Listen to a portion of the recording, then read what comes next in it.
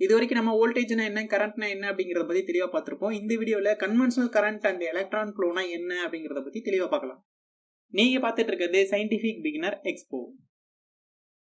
Benjamin Franklin தான் முதல்ல positive charge and negative charge அப்படின்னு கிளாஸிஃபை பண்ணாரு. ஒரு கிளாஸ் ராடை வந்து கன்சிடர் பண்ணுங்க. அதுல வந்து நம்ம ஒரு கிளாத்தை வச்சு ரப் பண்றோம். இப்ப அந்த கிளாஸ் ராடு கிட்ட நம்ம கையை கொண்டு போகும்போது ஒரு சின்ன ஸ்பார்க் மாதிரி ஒரு ஷாக்கை வந்து நம்ம ஃபீல் பண்றோம். இதுக்கு பெஞ்சமின் பிராங்க்லின் என்ன விளக்கம் கொடுக்குறாருன்னா, நம்ம அந்த துணியை வச்சு அந்த டெஸ்ட் டியூப் வந்து ரஃப் பண்ணும்போது அந்த துணியில இருந்து அந்த டெஸ்ட் டியூபுக்கு ஒரு இன்விசிபிள் ஃப்ளூயிட் வந்து டிரான்ஸ்ஃபர் ஆகுது. அந்த டெஸ்ட் டியூப்ல அந்த ஃப்ளூயிட் வந்து அதிகமா இருக்கு. அதே மாதிரி நம்ம கையை அந்த டெஸ்ட் டியூப் கிட்ட கொண்டு போகும்போது அந்த டெஸ்ட் டியூபை கம்பேர் பண்ணும்போது நம்ம கையில அந்த ஃப்ளூயிட் ரொம்ப கம்மியா இருக்கிறதாகும். இதனாலதான் அந்த அதிகமான இருக்கிற இடத்துல இருந்து நம்ம கம்மியா இருக்கிற நம்ம கைக்கு வந்து அந்த ஃப்ளூயிட்ஸ் வந்து டிரான்ஸ்ஃபர் ஆகிறதாவும், இதனாலதான் நம்ம ஒரு சின்ன ஸ்பார்க், அதாவது ஒரு ஷாக்கை வந்து உணர்றதா வந்து பெஞ்சமின் பிராங்க்லின் சொல்றாரு. இந்த கான்செப்டை பெஞ்சமின் பிராங்க்லின் வந்து 18ஆம் நூற்றாண்டுல தான் வந்து சொன்னாரு. இதுக்கப்புறம் 1897ல வந்து ஜே தாம்சன் வந்து என்ட்ரி கொடுக்குறாரு. இவர் வந்து எலக்ட்ரான் அப்படிங்கிற ஒரு விஷயத்தை வந்து அப்பதான் டிஸ்கவர் பண்றாரு. ஒரு டிஸ்சார்ஜ் டியூப்ல வந்து கேத்தோட் ரே வந்து ப்ரொடியூஸ் பண்றாரு. அந்த ரேல இருக்க பார்ட்டிகல் வந்து எலக்ட்ரான் அப்படின்னு பேர் வைக்கிறாரு. அந்த பார்ட்டிகல்ல வந்து நம்ம குறிப்பிட்ட மேக்னெட்டிக் ஃபீல்ட கொடுக்கும்போது அது டிஃப்ளெக்ட் ஆகுது. குறிப்பா அந்த மேக்னெட்டிக் ஃபீல்டோட நார்த் சைடு, அதாவது பாசிட்டிவ் சைட்ல வந்து அந்த ரே வந்து அட்ராக்ட் ஆகி கொஞ்சம் பெண்ட் ஆகி போனது. இதன் மூலியமா அந்த பார்ட்டிகல் நெகட்டிவ் சார்ஜ் இருக்கு அப்படிங்கறத கண்டுபிடிச்சாரு. இந்த எக்ஸ்பெரிமெண்ட் மூலியமா கரண்ட் ஃப்ளோங்கிறது நெகட்டிவ் டு பாசிட்டிவ் தான் நடக்குது அப்படிங்கிறது உறுதியாகுது. எப்படின்னா, அதாவது இந்த நெகட்டிவ் டெர்மினல்ல இருந்து, அதாவது கேத்தோட்ல இருந்து ப்ரொடியூஸ் ஆகி ஆனோட நோக்கி போறதுனால நெகட்டிவ் டு பாசிட்டிவ் தான் வந்து இந்த ஃப்ளோ இருக்கு. சோ இதன் மூலியமா தான் கரண்ட் வந்து நெகட்டிவ் டெர்மினல்ல இருந்து பாசிட்டிவ் டெர்மினல் போகுது அப்படிங்கிறது கன்ஃபார்ம் ஆகுது. இப்ப மறுபடியும் பெஞ்சமின் பிராங்க்லின் சொன்ன அந்த விஷயத்துக்கு வருவோம்.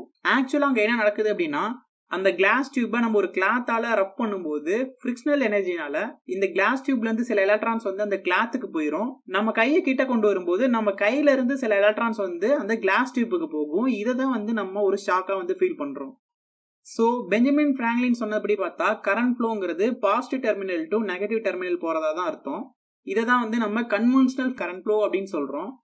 ஜே தாம்சன் சொன்னபடி பார்த்தா நெகட்டிவ் டெர்மினல் இருந்து தான் பாசிட்டிவ் டெர்மினலுக்கு கரண்ட் ஃப்ளோ நடக்குது. அதாவது கரண்ட்ங்கிறது வந்து எலக்ட்ரானால வந்து கண்டக்ட் பண்ணப்படுது. சோ இது நெகட்டிவ் டெர்மினல் தான் பாசிட்டிவ் டெர்மினல் போகுது அப்படின்னு அவர் சொல்றாரு.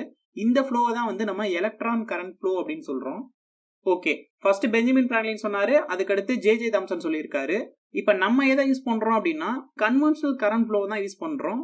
ஆக்சுவலா சயின்டிபிக்கலா ஜே தாம்சன் சொன்னபடி நெகட்டிவ் டு பாசிட்டிவ் தான் கரண்ட் ஃப்ளோ நடக்குது அப்படிங்கறது ப்ரூவ் பண்ணியாச்சு. இருந்தாலும் நம்ம ஏன் பெஞ்சமின் பிராங்க்லின் சொன்ன கன்வென்ஷனல் கரண்ட் ஃப்ளோ வந்து ஃபாலோ பண்றோம் அப்படின்னா, பெஞ்சமின் பிராங்க்லின் 1700 அந்த காலகட்டத்தில் வந்து இதை சொன்னாரு. ஜே தாம்சன் 1897, அதாவது 1900 அந்த காலகட்டத்தில் வந்து இதை கண்டுபிடிச்சு சொன்னாரு. சோ இன் பிட்வீன் இந்த கேப்ல வந்து நிறைய ஃபேக்டரிஸ் அண்ட் மேனுஃபேக்சரர்ஸ் வந்து பேட்டரி பெஞ்சமின் பிராங்க்லின் சொன்னபடி பாசிட்டிவ் டு நெகட்டிவ் டெர்மினல் வந்து போற மாதிரி தான் வந்து மென்ஷன் பண்ணாங்க. இதை அடிப்படையா வச்சுதான் அடுத்து சர்க்யூட்ஸ் டிசைன் அண்ட் நிறைய டெவலப்மெண்ட்ஸ் வந்து தொடர்ந்து நடந்துட்டே இருந்தது.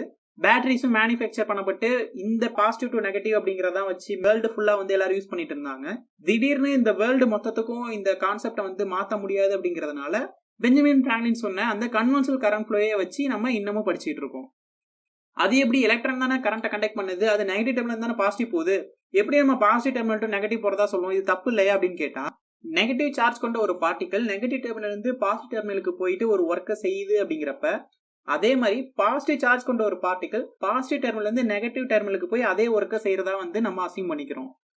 சோ இந்த ரெண்டு கேஸ்லயுமே பாசிட்டிவ் டு நெகட்டிவ் போனாலும் நெகட்டிவ் டு பாசிட்டிவ் போனாலும் ஒர்க் டன் அப்படிங்கிறது சேமா இருக்கனால நம்ம கன்வென்ஷனல் கரண்ட் ஃப்ளோவே வந்து ஆஸ் யூசுவல் நம்ம ஃபாலோ பண்ணிட்டு இருக்கோம்.